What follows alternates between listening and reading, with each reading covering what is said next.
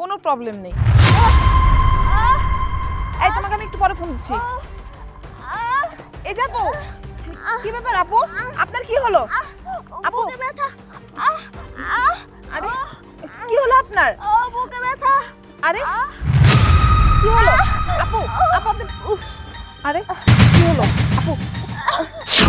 ঠিক হয়ে যাবে আপু, আপনি কোনো টেনশন নেবেন না। হ্যালো আপু, আপনি ঠিক আছেন? উঠুন। কি হয়েছিল আপনার? আসলে আমার একটা রোগ আছে, মাঝে মাঝে বুকে খুব ব্যথা উঠে, আর তখন আমি নিজেরে কন্ট্রোলে রাখতে পারি না। আচ্ছা ঠিক আছে, চলুন আমি আপনাকে আপনার বাড়িতে পৌঁছে দেই।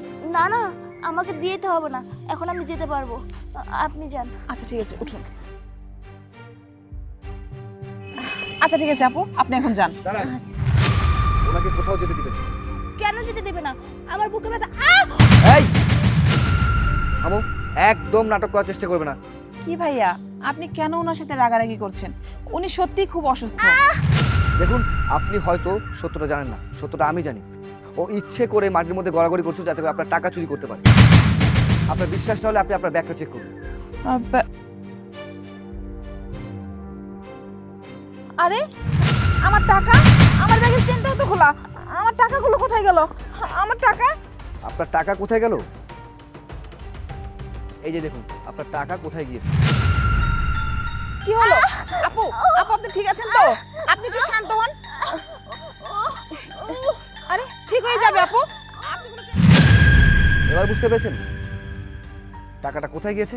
ম্যাডাম এক কাজ করুন, ওর বন্ধুকে এখানে ফোন দিয়ে আসতে বলুন, তাহলেই সব কিছু ক্লিয়ার হয়ে যাবে। এই ফোন দে। এই, আপনি মিথ্যা বলছেন কেন?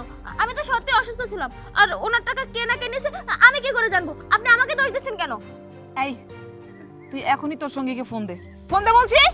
এই তোর বন্ধুকে ফোন দে, তা না হলে কিন্তু তোর খবর আছে, একদম পুলিশে দিয়ে দেবো। আচ্ছা দিতেছি।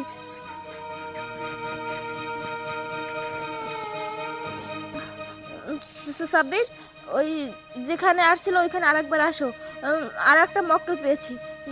আচ্ছা তাড়াতাড়ি এসো। কিরে, তুই আমাকে ডাকলি কেন? কেন রেখেছি? যে টাকাটা তুই চুরি করেছিস তাড়াতাড়ি বের কর।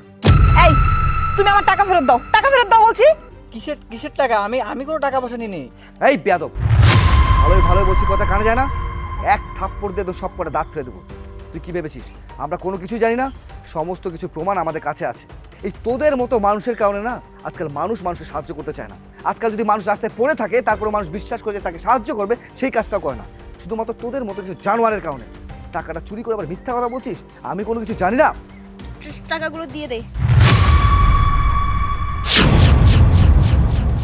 এই কি ভেবেছিস তোরা? হ্যাঁ, তোরা টাকা দিয়ে দিচ্ছিস দেখে তোকে ছেড়ে দেবো? কখনো না। তোদের মতো হারামি জানোয়ারগুলোকে থানায় ভরবো, তারপর আমরা ক্ষান্ত হবো। চল দুজনকেই থানায় দেবো, চল।